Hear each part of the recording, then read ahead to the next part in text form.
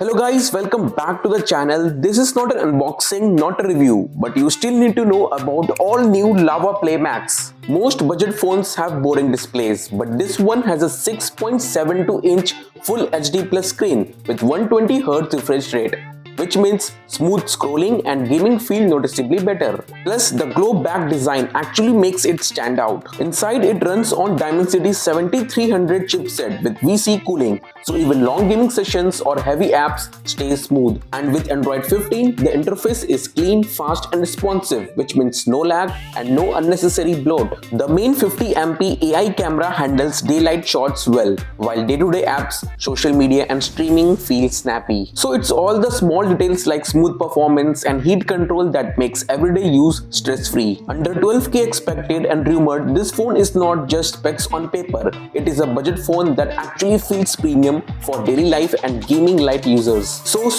if you're looking for a budget phone that stands out, works smoothly and actually feels modern, then Lava Play Max is one to watch. That is it for this video. Hit the subscribe button and like the video. Keep watching Moneytech for the crazy tech content and quick tech update. See you guys in the next video. Till then, take care and bye bye.